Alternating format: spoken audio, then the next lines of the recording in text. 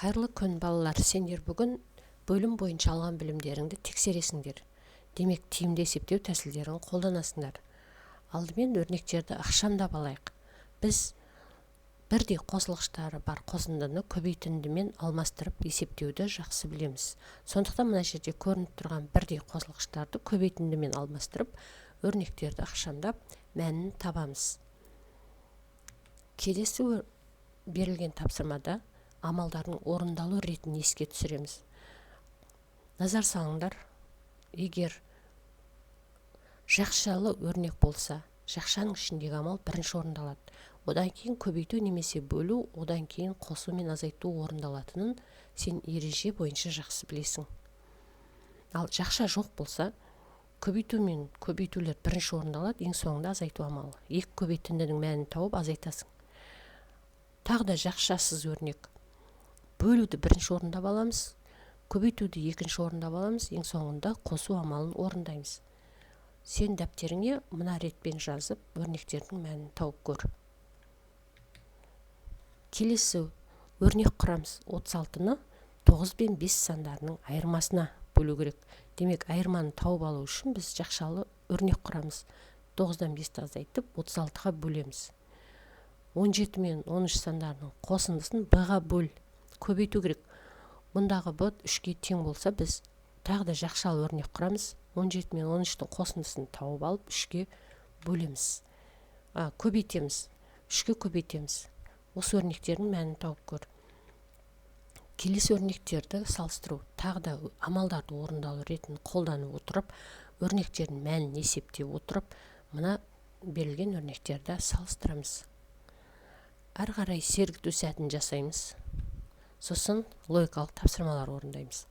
6 таяқшадан 4 сүйір бұрышы бар фигура құрастыру керек болса, сен мынандай фигураны дәптеріңе сызып, 6 қабырғасы бар, 4 сүйір бұрышы бар, осындай фигура саласың.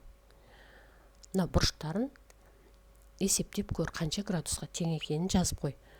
Сосын үстел мен шкафтың арасы 4 метр. Сен үйіңде мысалы мына жерде үстел, мына жерде шкаф тұр. Егер сен үстелді 2 метр оңға, мына үстелді 2 метр оңға жылжытасың, былай қарай. Ал шкафты 2 метр солға, шкафты да 2 метр солға жылжытасың, мына былай қарай. Сонда олардың арасы неше метр болады? Екеуінің арасы өзгере ма? Егер оларды біз бірін-біріне қарама-қарсы жылжытсақ, онда екеуі бірін-біріне тақалып қалар еді. Біз үстелді оңға, шкафты солға жылжытып жатырмыз. Екеуінің арасы 4 метр болып қала береді. Келесі суретте барлығы неше үшбұрыш бар.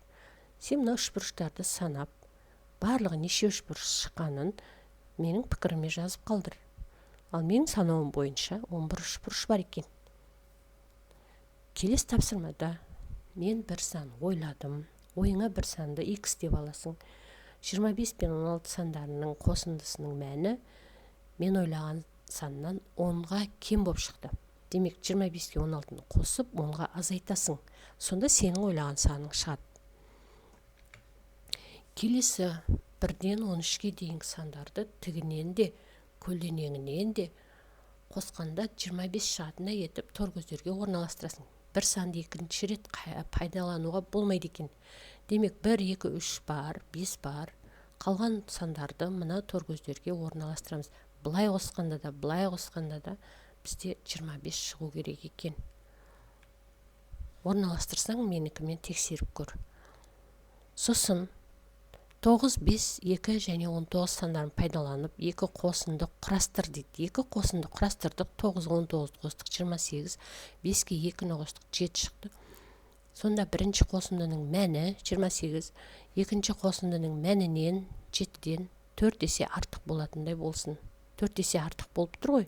7-ге 4-ті көбейтсең 28 шығады. Балалар, сендер бөлім бойынша алған білімдеріңді, тиімді есептеу тәсілдері бойынша алған білімдеріңді тексердіңдер.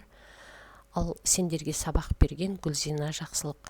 Маған қоятын сұрақтарың мен ұсыныстарың болса, мына нөмерге хабарлассаңдар болады.